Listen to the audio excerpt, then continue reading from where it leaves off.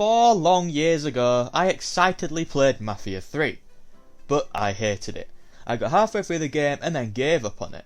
But with the Mafia trilogy released not too long ago, I decided that this would be the brilliant time to give this game a second chance. And I am happy I decided to do so. With that in mind, join me as we explore, was Mafia 3 really that bad? First things first, Mafia 3 has one of the best opening few hours of any game ever made. This is what pisses me off the most, because I was really pumped for the rest of the game, but as we'll get onto later on, the quality dips. It begins like a Mafia game. We meet our badass protagonist, we get some background information about them and understand their motivations, then an event happens that I won't spoil, and once that event happens, you're so hyped. You think you're in for a crazy ride. I absolutely love the documentary style of storytelling. I really think it's awesome. I think the narrative leans on it a bit too much to deflect from not too much really happening in the story itself. But at times you do feel like you're watching one of those crime documentaries that our society is obsessed with. Who is this Lincoln Clay? What's his story? What did he do that was so crazy that a documentary needed to be made about him? It evokes mystery and it does it well. Lincoln is fantastically acted as well. I believe the voice actor is Alex Hernandez and he's done an incredible job. This extends from the opening all the way through and especially in the final hours of the game. He expresses how Lincoln is feeling beautifully. We also get introduced to the 3 underbosses in the opening, Cassandra, Burke and of course Vito Scaletta, the protagonist from Mafia 2. Whilst Mafia 3 isn't a direct sequel to Mafia 2, I would highly recommend playing 2 first for a few references, and also the ending won't be as impactful to you if you haven't played 2. But now we move into the wilderness of what happens after the opening 2 to 3 hours. Why? Why did they choose to do this? I'm going to start with the gameplay, because the gameplay is awesome. It's completely different from Mafia 1 and 2, where combat is pretty sparse. Honestly, probably more sparse than you remember it being. In Mafia 1 and 2, you're very fragile. The combat lacks a sense of control, and you can get killed so easily. In Mafia 3, combat is literally all you do. It does at times get a bit overwhelming and repetitive, but we'll move on to that shortly. You really feel like an overpowered beast in Mafia 3, which fits Lincoln's personality and story much better than if the same feel of 2 and 1 was carried over. Yes, if you mess up, you'll get slaughtered. If you stay behind one piece of cover for too long, you'll get flanked and swiftly dispatched. But you also have the added comfort of every combat encounter starting with stealth. The element of surprise adds a new dimension to proceedings, and once you unlock the suppressed pistol, it becomes a hell of a lot easier. Then we have the ability to see through walls, which makes absolutely no sense, but regardless, you can do it, and as you'll see from the footage in this video, I relied upon it a little too heavily. Then there's also the slow-mo ability, something which I don't remember from the 2016 version, but I'm assuming it is there too and I just forgot it.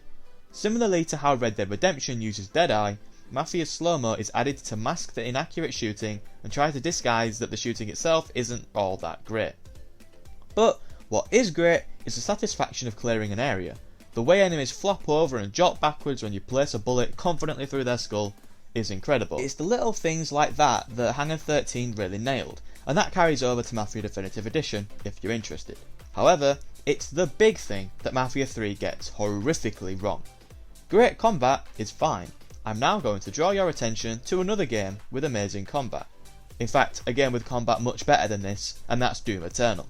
The combat in Doom Eternal is possibly the best I've ever experienced, only really rivaled by Sekiro.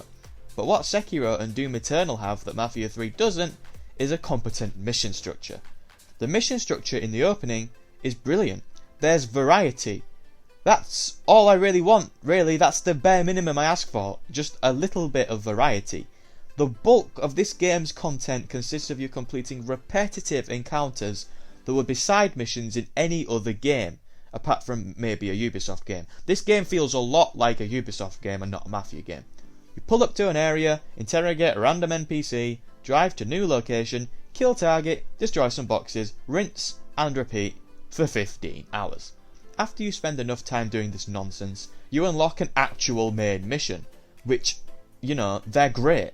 They're so fun, pretending to be a waiter to infiltrate a funeral, battling your way through an abandoned theme park to find your target. It's brilliant, yet they're way too spread out by this monotonous garbage that consists of most of the game's content. Look, if you just put on some music or listen to a podcast while you plough through all this stuff, it isn't actually too grueling to get through. But it's such a disappointment because the story is really good. It's not better than 1 or 2, don't get me wrong, but it's still good and I enjoyed every cutscene. I think Lincoln's tale is one worth telling. The only reason I can think of as to why they would do this mission structure is padding, as an artificial way to increase the game's length. I understand the motivation, but the game suffers heavily as a result. And then we have just small moments of frustration. Why do you lose your ammo and health packs when you die? That makes no sense. Why do your tyres get shot out so easily? If you're in a police chase, your tyres just get shot out and then you're screwed. There's literally nothing you can do because you can't drive off, your tyres are gone, and you can't get out and shoot them because they spawn endlessly. It feels like an oversight. The iconic Mafia staple of civilians swerving into you for no apparent reason also returns here, but it's nowhere near as often as it did in Mafia 2. But then, there's the other small things that the game gets right. The villain, who shall remain unnamed, is really good, and the final showdown with him had me on the edge of my seat. The underboss system is actually okay. I liked having to worry about whether I should give my districts to Vito, Burke or Cassandra, as you of course want certain upgrades, but if you piss someone off, they will leave and you will be forced to deal with them. Thus, you lose all of their upgrades and abilities. It's a nice touch, which is unfortunately rooted in the poor mission structure. Mafia 3 boasts a compelling story and powerful combat, but it's intrinsically linked to a mission structure that negates any impact the game could have had, as once the cutscenes end, you get the feeling of dread as you must take over enemy rackets once again. However, the game isn't as bad as I remember it being, and I think that's because my expectations were lower.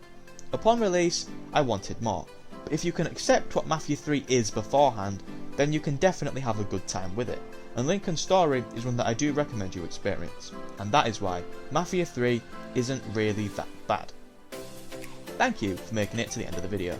If you enjoyed it, then please consider leaving a like as it would be greatly appreciated. And if you want to see more content from me, then make sure to subscribe, as I upload videos just like this one every single Friday. Have a nice day, and goodbye.